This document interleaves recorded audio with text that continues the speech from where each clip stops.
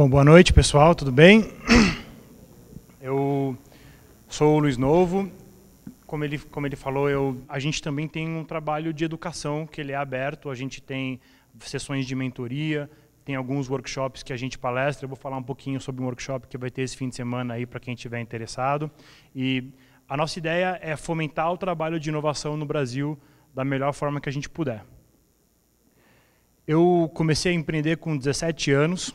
Eu gosto muito da adrenalina de criar um negócio e tentar conquistar o mundo, sempre teve no meu sangue.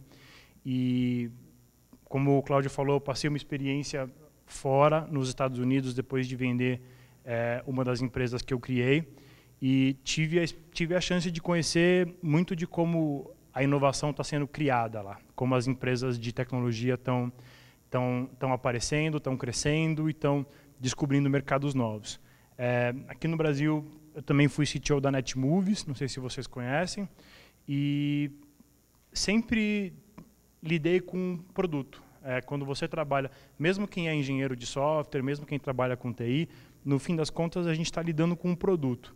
E passei toda a minha carreira procurando produtos perfeitos, procurando aqueles produtos que realmente tocam os usuários e deixam as pessoas felizes e satisfeitas. E ainda continuo nessa busca aí, pretendo continuar por muito tempo. Antes de continuar, eu queria saber mais ou menos a composição da galera. Quem daqui é de engenharia? E quem é de administração? Marketing? Logística? Ciências da computação. O resto é da onde? Tá legal. E quem daqui tem algum interesse pelo tema de empreendedorismo? Graças a Deus, senão 90% da minha palestra ia fazer vocês dormir. Quem fez qualquer tipo de busca sobre conteúdo de empreendedorismo já olhou, já leu sobre essa frase, certo? A frase da mortalidade das empresas. Especialmente para startups e para empresas de tecnologia, essa frase é verdadeira. A grandíssima maioria das empresas que nascem, morrem. Sabem me dizer por quê? Na grandíssima maioria dos casos, as empresas de inovação que nascem agora e vão morrer daqui a poucos meses, elas vão morrer porque ninguém quer comprar o que eles estão vendendo. E essa é a mais triste realidade. Não é mais um desafio técnico. Fazer software não é difícil, fazer software é muito fácil. Tem muito software pronto. Subir um site na Amazon demora 2 minutos. O que está acontecendo aqui é um extremo desperdício de dinheiro criando produtos que muitas pessoas não vão se interessar. Esse é o maior risco de quem está começando um negócio hoje que tenha qualquer tipo de inovação envolvido. E aí você pergunta para os grandes gurus o que você faz, você tem essa ideia de negócio, você quer começar uma empresa nova, e todo mundo vai te falar, seja Lean, seja Lean, seja Lean. Eu vi quando o André perguntou que só umas 2 pessoas conheciam o Lean Startup, né? Hoje o Lean ele é a palavra da moda do empreendedorismo. Todas as aceleradoras, os investidores, todo mundo vai te dizer que se você não for Lean, você vai morrer. E aí você começa a pesquisar o que é ser Lean. Alguém aqui que é de engenharia e de logística conhece o sistema Lean Manufacturing da Toyota, de produção de carro? Levanta a mão quem conhece. Tá, pouquíssima gente. O Lean Manufacturing foi inventado pela Toyota como uma forma de produzir carros de forma mais ágil. Então, eles mudaram completamente a indústria automobilística com um sistema novo de logística e de supply chain. E um cara super inteligente chamado Eric Ries olhou para isso e trouxe isso para o mundo da inovação tecnológica. E o que aconteceu é que nos últimos 2 anos existem centenas de livros e centenas de cursos e centenas de um monte de coisa ensinando as pessoas a criar uma startup. E às vezes parece que dá mais trabalho aprender do que criar a sua empresa. Então a nossa proposta aqui para hoje foi fazer um pouco diferente. Foi jogar fora toda a parte conceitual, todos os diagramas complexos e explicar o que essas metodologias são de uma forma essencial. Quais são os princípios por trás delas. Eu espero que faça sentido para vocês e que inspire alguns de vocês a começar uma empresa aí na Júnior. Então, para começar, a gente decidiu resumir o que o Lean fala em 10 palavras. Tá? Basicamente, o que o Lean Startup ensina é: pare de fingir que você sabe e vá descobrir de verdade. A grande maioria daquelas empresas que eu disse que vão morrer, porque ninguém comprou o produto delas, provavelmente passaram anos se enganando. Elas passaram anos achando que o que elas estavam criando era animal, era super legal, todo mundo vai querer. Elas jogaram centenas de milhares de reais fora nessa ideia. Eles estavam errados. Eles fingiam que sabiam um monte de coisa.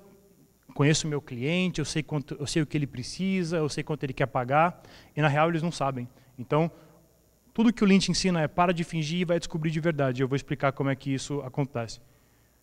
5 palavras de bônus aí para vocês que a gente adicionou recentemente é: antes que seja tarde demais. Quando você está começando uma empresa, geralmente você está lidando com o dinheiro dos outros. E se você não for rápido o suficiente para descobrir um modelo de negócio que dá dinheiro, você vai gastar o dinheiro dos outros e vai ficar nisso mesmo. Para entender o Lean, a gente só precisa entender 2 conceitos: risco e eficiência. Se a gente entender esses conceitos e como eles se aplicam ao desenvolvimento de startup, vocês entenderam o que é o Lean. Esse cara aqui chama Simon Sinek. E ele participou do TED faz um tempo atrás, com uma ideia muito revolucionária. O que ele disse no TED é que os grandes líderes, aqueles líderes que inspiram as pessoas, eles pensam de forma fundamentalmente diferente de todo mundo. Todo mundo sabe o que faz, mas pouquíssimas pessoas sabem por quê. Por que elas fazem. E o que o Simon levantou é que as pessoas não compram de você o que você faz. Elas compram de você por que você faz. E ele criou esse cara. Esse cara chama Golden Circle. E o que ele diz é que toda empresa precisa se focar em descobrir o porquê da sua existência. Por que essa empresa existe? No que a gente acredita? O que a gente quer resolver? E é o porquê que deveria dirigir o como. E é o como que deveria dirigir os detalhes do o quê. Muitas das empresas sem alma, que são aquelas empresas que dão errado porque ninguém nunca se relacionou com elas, ninguém nunca quis comprar o que eles tinham, elas deram errado porque elas não tinham um porquê. E a gente acredita que isso tem tudo a ver com o lance dos riscos para uma startup. O PowerPoint acabou com todas as animações que eu tinha no Mac, desculpa. Mas vamos lá. Se eu não sei o meu porquê, eu não sei quem é o meu cliente. Eu não sei do que ele precisa. Eu estou trabalhando em cima do que eu acho que as pessoas precisam. Se eu não sei o meu como, eu não sei direito dizer o que atende a esse desejo do meu cliente. E se eu não sei o meu o quê, eu não consigo pensar nos detalhes. Então, se a gente criar uma empresa e errar, se a gente errar no porquê, se a gente errar no how e errar no what, o que acontece? Se a gente errar o why, a gente vai ficar que nem esse carinha aqui, ó, sentado na frente do restaurante dele e ninguém foi lá comer. Né? Por que ninguém vem até mim? Por que ninguém compra o que eu estou vendendo? Alguém já ouviu falar do Ping? Então, Ping é uma rede social que a Apple criou para amantes de música. Se ninguém ouviu falar, é porque ninguém usou e contou para o amigo na escola, no trabalho, falou: nossa, vai aqui que é legal. Porque ninguém precisava do Ping. Só a Apple precisava. E se a gente erra o nosso o quê? se a gente erra o nosso what, a gente até consegue despertar o interesse das pessoas. Elas ouvem a gente e falam, pô, eu acho que esse cara tem alguma coisa legal aí. Aí elas pegam o nosso produto e falam, nossa, não era nada disso que eu queria. Já ouviram falar do Engage? A ideia do Engage era fenomenal, né? Era um tocador de música, um jogo, um celular, era um monte de coisa junto. Ninguém gostou desse aparelho. E quando a gente erra o nosso o quê? A galera desiste. A gente até achou um produto legal, ele tem uma razão de existir, ele tem um porquê. Mas, de repente, a forma como a gente decidiu implementar esse produto ou criar esse produto não foi satisfatória, não atendeu. Já ouviram falar do Newton? O Newton foi a primeira tentativa da Apple de fazer o iPad há uns 15 a 20 anos atrás. É óbvio que as pessoas querem computadores móveis, até hoje isso é óbvio, cada vez mais óbvio. E é óbvio que um aparelho que cabe na sua mão é uma ótima forma de fazer isso. Mas ninguém quis lidar com essa canetinha aqui. Ninguém achou que essa canetinha era uma forma eficiente de lidar com o computador. E a Apple levou quase 20 anos para conseguir desenvolver a tecnologia que eles precisavam e trazer o iPhone para a gente. Eles acertaram o porquê, eles acertaram o quê, o como, mas eles erraram o quê. Então, quando a gente trabalha com inovação, a gente está essencialmente lidando com o risco. Antes do Twitter existir, se alguém te falasse que tem um site que você escreve 240 caracteres, fazia algum sentido para vocês isso? Se você fosse um investidor, você botaria dinheiro nessa empresa? Eu acho que eu não. E se alguém te falasse que tem um aplicativo que você vai em todos os lugares e dá check-in e nada acontece? E se alguém te falasse que tem um aparelho para você ler livro, só que esse aparelho não tem uma luz, então não dá para você ler no escuro, e ele é branco e preto? Na época do iPad, alguém compraria isso aqui? Uma porrada de gente comprou. Essas empresas assumiram riscos quando elas fizeram isso. Inovação traz isso. Inovação é a gente resolver um problema de uma forma diferente do que já foi feito. E quando a gente faz isso, a gente lida com incerteza. Quando a gente inova, a gente sempre lida com incerteza. Incerteza é o risco de inovar. Como é que a gente combate esse risco, então? O melhor antídoto que eu conheço é aprendizado. É o aprendizado que remove a incerteza. E é o remover da incerteza que reduz o risco. Então, todo mundo que for inovar, que for criar uma coisa diferente, vai lidar com um caminho de aprendizado. Ou vai falhar. Como é que o Lean lida com o desconhecido? É exatamente da mesma forma que a ciência. A gente trabalha com o que a gente chama de experimentos. Eu vou falar um pouco mais de experimentos depois na palestra. Vocês sabem quantas lâmpadas o Edison queimou antes de conseguir descobrir a lâmpada perfeita? A que funcionou? Alguém sabe? 10.000. Foram 9.999 experimentos dando errado para um dar certo. E quando entrevistado sobre isso, ele disse que ele aprendeu 9.999 formas de não fazer a lâmpada funcionar. Isso é experimento. Fazer uma pergunta. Quem daqui sabe andar de bicicleta? Por favor, levanta a mão.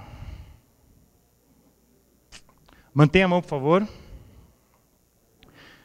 Mantenha a mão quem sabe andar de bicicleta e nunca caiu. É exatamente isso.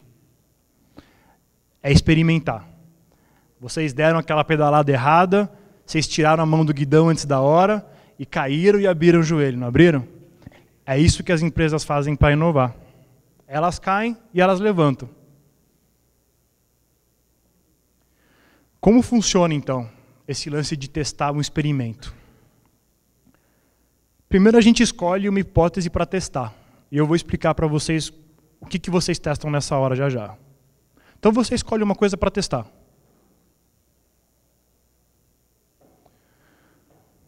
Você investe o mínimo de esforço e dinheiro necessário para testar. E aí você volta, vê o que você aprendeu e começa de novo. É só isso. Isso é o espírito do Lean Startup. Tem um diagrama lá, é o único diagrama da noite, prometo. Chama o ciclo Build, Measure, Learn. E é exatamente isso que ele é. Construa alguma coisa, mensure e aprenda com isso. E aí você pergunta, então, o que eu testo primeiro? Eu tenho um negócio novo, super inovador, tem um monte de coisa que eu não sei. Como é que eu escolho a coisa que eu vou testar primeiro? A gente sempre começa com o que a gente chama de hipótese mais arriscada. A hipótese mais arriscada do seu negócio. Como é que você encontra a hipótese mais arriscada? Você pensa naquela coisa que você acredita ser verdade e que se você tiver errado, sua empresa faz isso. Ela desmonta. Um exemplo de hipótese mais arriscada é isso aqui, ó. Eu sou um site de aluguel de roupas e eu acredito que as pessoas não se importam em emprestar roupas das outras e pagar por isso. Se 90% das pessoas com quem você conversar disser que nunca alugaria uma roupa de outra pessoa porque não quer usar a roupa dos outros, sei lá por quê, sua empresa tem alguma chance de ter sucesso? Então, provavelmente, essa é a sua hipótese mais arriscada. É ela que você testa primeiro. Não é a cor do seu site, o botãozinho, o preço, não é nada disso. Essas pessoas querem o que você tem, nesse caso. Mentira, eram 2 diagramas. Essa aqui é a matriz que a gente usa para as pessoas descobrirem qual é a hipótese mais arriscada delas. Ele é bem fácil. Quanto maior o grau de incerteza que você tem sobre isso, e quanto mais importante ela for para a viabilidade do seu negócio, mais arriscada é a sua hipótese. Quanto mais certeza você for, quanto menos importante ela for, menos arriscada é a sua hipótese. Como uma empresa praticante da inovação Lean, você vai consistentemente descobrir qual que é a sua hipótese mais arriscada e consistentemente testar. E se a sua hipótese mais arriscada estiver errada? Cai lá os Lego do gatinho, né? Se a sua hipótese mais arriscada estiver errada, acabou a sua ideia. E aí existe um conceito do pivot dentro do Lean. E a gente chama de pivotar. E o que é o pivotar? O pivotar é você fazer uma correção de caminho. A gente usou o compasso aqui como uma imagem, porque geralmente você, que nem um pivô de basquete, né? Você mantém um pé no chão e você gira o outro. Você geralmente não vai estar absolutamente errado sobre tudo que você achou ser verdade. Você acertou algumas coisas e errou outras. E você vai ajustar o seu caminho para ajustar a sua estratégia com base nesse novo aprendizado. Isso é o que é pivotar. Um monte de empresas conhecidas pivotaram. O Groupon era uma plataforma de ativismo online, antes de ser o Groupon. O YouTube era um site para as pessoas fazerem encontros de vídeo e se conhecerem e se namorarem. Muita empresa pivota. Muita mesmo. Todas as empresas aqui, nesse slide, das empresas mais valiosas do mundo, todas elas começaram fazendo coisas muito diferentes do que elas fazem hoje. A Nokia vendia produtos de borracha. O PayPal era um aplicativo para Palm. Facebook era um site de dizer se as meninas eram hot or not. O Instagram era um concorrente do Foursquare. Microsoft fazia compiladores. E o Flickr é tão bizarro que eu nem lembro o que eles faziam. Eu li e já esqueci, que não tem nada a ver com o Flickr.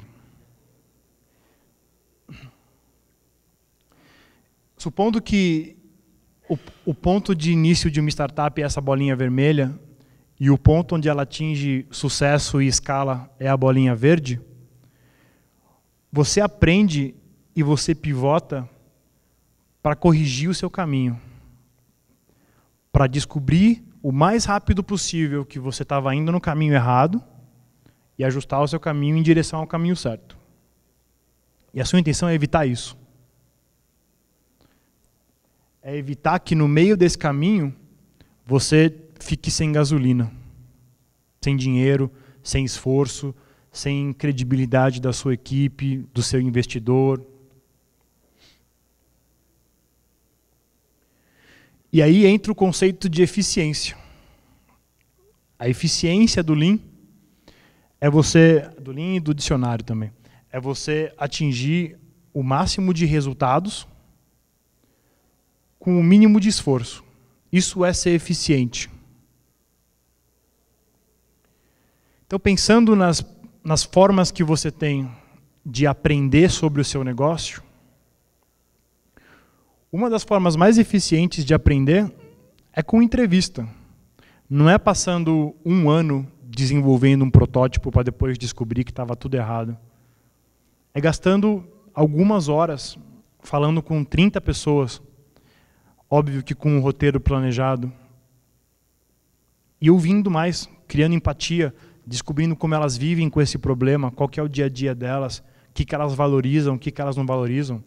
Podem acreditar na gente, na Supernova, a gente acha isso tão importante que a gente queria poder falar em negrito às vezes, para poder mostrar para as pessoas que procuram a gente. Façam isso.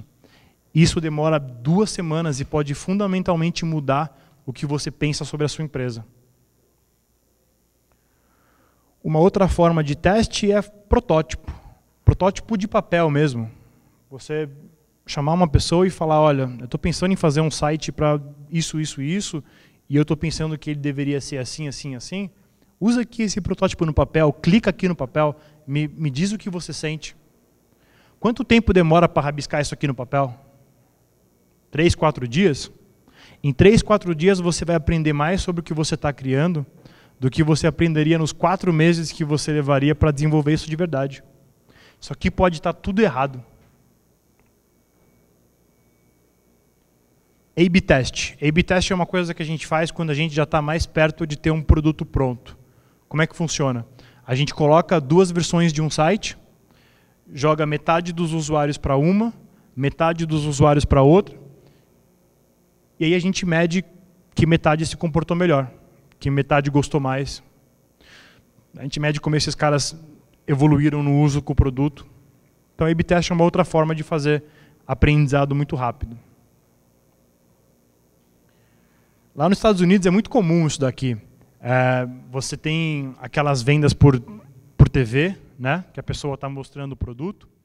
E na real, esse computador aqui que ela está mostrando, ele não existe.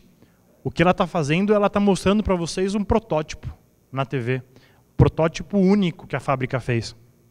E ela diz, compre já, puta desconto, não sei o quê, não sei o quê, não sei o quê.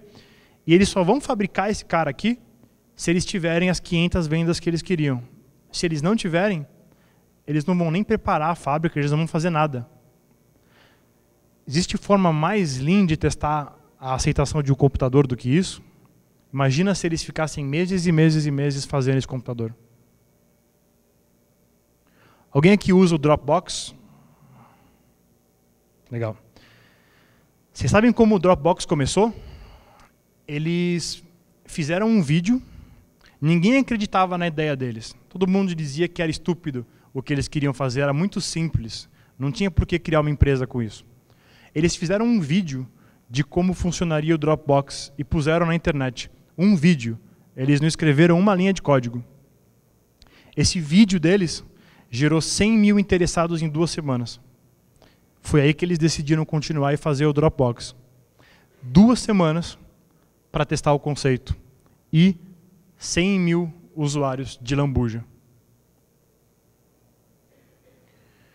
Então, a ideia por trás da eficiência é reduzir o esforço. Reduzir o esforço é buscar menos desperdício. Só que, o que é desperdício para uma empresa? Né? Um desperdício é você criar o produto certo para as pessoas erradas. Não importa quão boa essa comida de cachorro seja, as pessoas não vão comprar. O outro desperdício, que às vezes é mais triste ainda, é você atingir sucesso e depois descobrir que tinha um outro mercado muito melhor, com muito mais dinheiro que você poderia ter focado.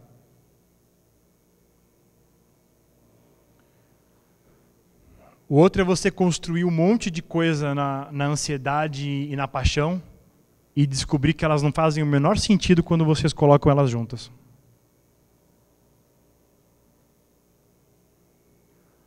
Outro bem comum aí é você gastar com marketing sem ter um bom produto. Então você enche o seu site de gente e todo mundo vai embora porque não gostou do que você tem.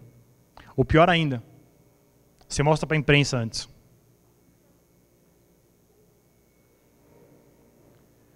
Então, os dois maiores desperdícios numa empresa que está começando são tempo e, obviamente, dinheiro. Tempo é igual a dinheiro. E dinheiro é igual àquela gasolininha que você precisa para continuar testando, até você achar o sucesso. Então, desperdiçar tempo fazendo coisas que as pessoas não querem e desperdiçar dinheiro vão gastar a gasolina que você tem para achar a sua empresa de sucesso. Para terminar, os cinco fatos, os cinco mitos do Lean Startup. Se alguém chegar para vocês e contar, vocês já podem quebrar a cara deles. Muita gente acha que ser Lean é ser magro. O cara fala, não, eu não gasto dinheiro com nada, eu faço tudo com permuta, eu pego tudo parceiro, não gasto R$1 na minha empresa, eu sou Lean. Você não é Lean, você é magro. Ela é magra, ela não é Lean. Ela come 500 calorias e se ela tentar andar, ela desmaia. Isso não é ser Lean. Isso também não. Esse cara aqui, ele come 5.000 calorias e se ele tentar andar, ele cai e estoura o joelho. E é lento. Isso é ser Lean. Esse cara aqui, ele come as mesmas 5.000 calorias e tem 16 recordes mundiais de velocidade. Não é quanto você gasta, não é o quanto você investe, é o como você investe. O que você tira daquele tempo e daquele dinheiro que você investe na sua empresa. Quanto mais eficiente você for, mais próximo do Lean você chegou. O outro que muita gente fala é que o Lean é não planejar. O cara fala, esse negócio de ficar pivotando toda hora, isso daí é muita ansiedade para mim. Eu quero planejar os próximos 5 anos da minha empresa. E é legal planejar. O Lean não é contra você planejar, ele estimula que você planeje. Mas você não pode se cegar. Tem hora de planejar e tem hora de explorar. A diferença é o quanto você sabe do caminho. Se você sabe exatamente o que está pela frente, você planeja e executa. É fácil. Todo mundo se planejou para chegar aqui no horário da palestra. Não tinha desconhecido. Quando você não tem a menor ideia do que as pessoas vão pensar sobre o seu produto, adianta você botar no Excel que você vai ter 5.000 vendas por dia? Não adianta. Não faz acontecer. Isso não é planejamento, isso é sonhar demais. Outra coisa que as pessoas falam é que o Lean é promíscuo. Eles falam, não, eu não uso o Lean porque eu tenho a minha ideia e eu vou ficar com a minha ideia. Eu não vou ficar trocando de ideia só porque as pessoas não gostam da minha. Eu vou perseverar. O Lean não prega que você troque de ideia toda hora. O que ele prega é que se você fizer alguma coisa nessa vida, Não desperdice o seu tempo. Seja autêntico e atraente. Autêntico porque você tem certeza de por que você está fazendo. E atraente porque as pessoas que estão do outro lado olham para você e falam, poxa, eu quero comprar o que você está vendendo. Isso não é promiscuidade. Não é começar um dia com um site de uma loja de roupa e terminar com uma loja de fruta. Não é isso. É entender que os detalhes da sua estratégia vão mudar e não ser apegado a esses detalhes. Você não quer buscar lançar o aplicativo que você teve ideia lá no banheiro. O que você quer é muito maior. Você quer resolver o problema de alguém. É a isso que você tem que ser apegado, não a sua ideia. A outra coisa é que muita gente encara o Lean como um livro de regras. E chega para você e fala, você não está seguindo o capítulo 5 que diz que... Tanana, tanana. O Lean não é um livro de regras. São princípios norteadores. Então, você está lá montando a sua empresa, tem 2 ou 3 coisas que você pode fazer hoje. Você vai pensar, pô, qual dessas 3 coisas vão me permitir aprender mais com menos esforço? Essa aqui. Então, eu vou fazer essa. Ele é um princípio norteador. Não existe a cartilha do Lean. Não existe os mandamentos. O que existem são alguns poucos princípios para te dar um caminho, para inovar. E por último, eu sei que a imagem não tem nada a ver, só que eu queria muito usar essa imagenzinha, porque eu ria toda hora que eu abria. Então, muita gente diz que o Lean dá muito trabalho, né? Ser Lean dá muito trabalho para a equipe, dá muito trabalho para o fundador. Na verdade, é bem o contrário. Quando você aprende e adota esses conceitos no dia a dia, você faz muito menos coisas. Porque as coisas que você faz são muito mais eficientes, são muito mais certeiras. Então, resumindo tudo de volta no primeiro slide. Pare de fingir que você sabe. Esse é o maior risco de todos, é você se enganar e enganar todo mundo. Vai descobrir de verdade. Esse é o objetivo maior. Antes que você fique sem grana. Para quem está interessado em montar uma empresa, em começar uma startup ou começar a inovar, a gente está organizando esse evento, é o maior evento de Lean Startup do mundo, chama Lean Startup Machine. Por coincidência, ele vai acontecer aqui nesse final de semana, aqui na Telefônica Bela Vista. A gente trouxe 2 coisas para vocês aí. A primeira é um desconto de 25% para quem se inscrever com o código FIAPLEAN. E a segunda é que se vocês tweetarem usando essa hashtag aqui, a gente vai sortear um ticket para o evento. Tá? Então, quem tiver interessado, é só tweetar usando a hashtag LeanSP. A palestra vai estar disponível nesse endereço aqui, assim que eu chegar em casa, porque eu esqueci de fazer antes de vir. Quem quiser falar com a gente, tirar alguma dúvida, fazer alguma crítica, quem está procurando trabalhar com inovação, quer conhecer um pouco do que a Supernova faz, pode me mandar um e-mail, luiz@supernovalabs, pode seguir a gente no Twitter, aí todo dia a gente posta alguma coisa. Acho que é isso. Obrigado aí pelo tempo de vocês.